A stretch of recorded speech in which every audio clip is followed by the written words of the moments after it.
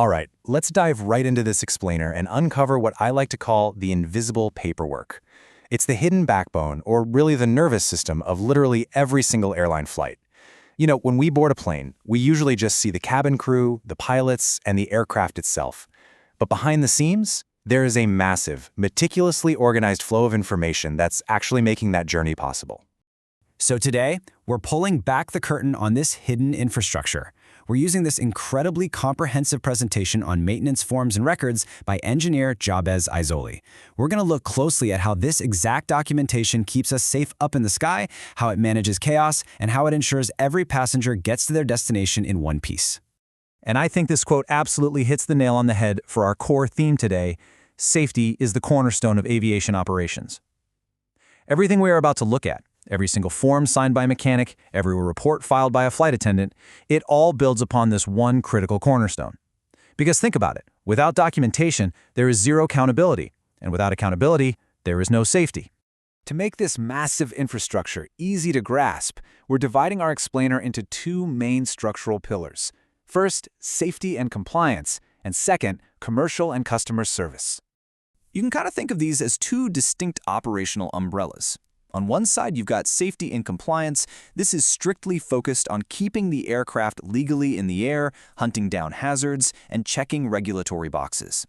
On the other side, commercial and customer service bridges the gap between the airline's back-end operations and what you, the passenger, actually experience.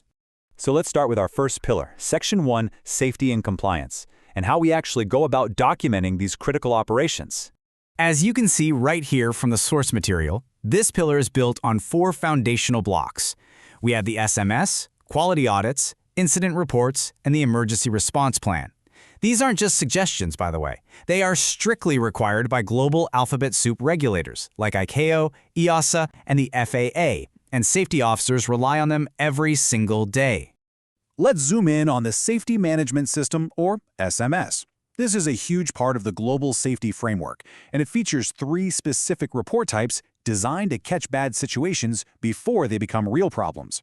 You've got hazard reports to flag unsafe practices, safety assessments to analyze new procedures, and voluntary reports which allow for confidential tips straight from the front lines.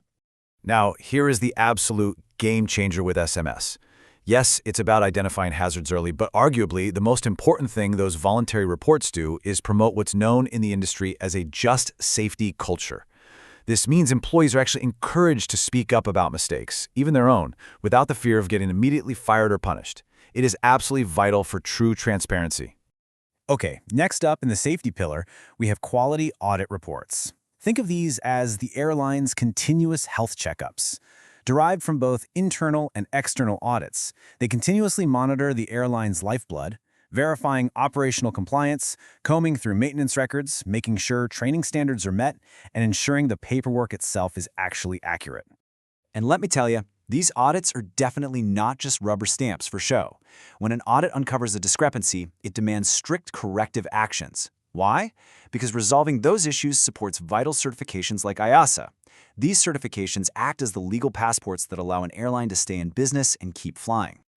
But look, let's be real. Even with all this prep, things in aviation can and do go wrong. And when they do, incident and accident reports come into play. There's an important distinction to note here. Mandatory reports are legally required the second a serious incident happens.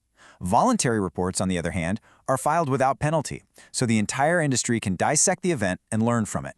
So what's actually inside one of these reports? Well, they detail exactly what happened, they identify the probable causes, and they outline the corrective actions taken. And airlines don't keep this a secret. They share these lessons with global regulators and incident databases. It's kind of like a giant global brain that learns from every single mistake to prevent it from ever happening again somewhere else. But what happens when a real, sudden crisis hits? There's no time to sit around and debate probable causes. That is when the Emergency Response Plan, or ERP, is pulled out. This is a step-by-step playbook that establishes the chain of command, sets up communication protocols, and dictates exactly how the airline must coordinate with emergency services on the ground.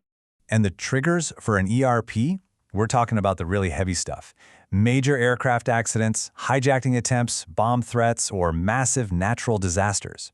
The ERP is the ultimate break glass in case of emergency guide, designed to minimize damage, ensure a rapid recovery, and protect everyone involved when the worst-case scenario actually happens. Okay, so that's the safety net. Now let's pivot to Section 2, Commercial and Customer Service Documents, which is all about the passenger experience. While the first half of this explainer was super focused on the aircraft and the law, these documents act as the bridge to you, the passenger. They're heavily used every single day by the folks you actually see, the cabin crew, ground staff, and ticket agents. And they basically fall into 3 buckets: manifests, service reports, and irregularity reports. The absolute most critical ones here are the passenger and cargo manifests. This isn't just a list to make sure you're sitting in seat 12B. This is literally about physics. Perfecting the aircraft's weight and balance, knowing exactly how heavy every passenger and suitcase is a fundamental operational necessity to get that plane off the ground safely. Once we're up in the air, the crew relies on service reports. Say your seat won't recline, or a catering cart is short on meals, or a passenger had a specific medical need. All of that gets logged in a service report.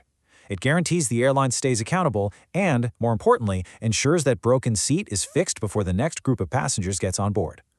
And finally, the dreaded irregularity reports. When your luggage gets lost or your flight is severely delayed, these are the tools used to manage the mess.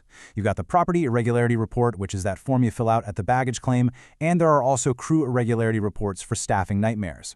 Handling these forms efficiently is literally how an airline rebuilds her trust after a bad day. So, what does this all mean for us? Well, we've seen how this totally hidden infrastructure of paperwork creates a culture of extreme accountability and resilience. But I want to leave you with this thought.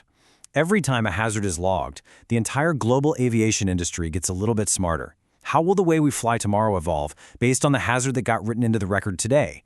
This paperwork doesn't just log the past, my friends. It literally writes the future of flight.